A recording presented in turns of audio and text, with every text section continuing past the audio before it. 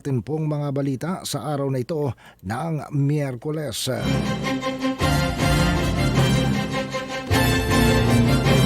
Ang kaulapang nakikita sa himpapawid at mga pagulan ay inaasahan na patuloy na iiral sa Metro Manila at ibang bahagi ng bansa sa araw na ito ng Miyerkules dahil sa pag-iral ng isang low pressure area o sama ng panahon sa Oriental Mindoro ayon sa Pag-asa.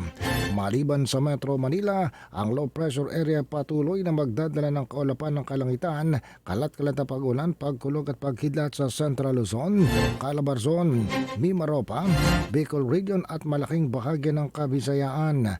Alas 8 ng gabi, kagabi, sinabi ng Pag-asa ng low pressure area na ito ay may malaking tsansang mag-develop patungo sa isang ganap na bagyo sa loob ng 24 oras. Sinabi ng Pag-asa ng low pressure area ay daraan sa kabuuan ng Mimaropa Region, ganon din sa lalawigan ng Batangas.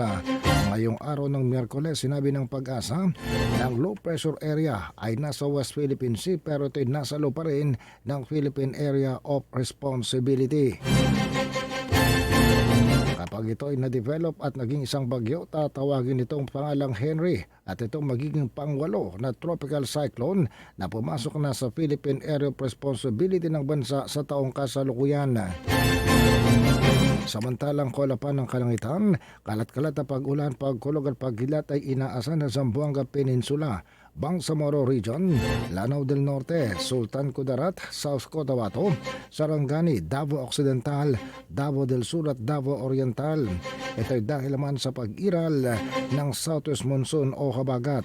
Sa kabilang dako naman, ang maliwala sa kalagayan ng panahon o bahagyang kaulapan lamang ng kalangitan pero may tsansa pa rin ng isolated rain showers or thunderstorms sa inaasahan sa natitirang bahagi ng Luzon at ng Mindanao.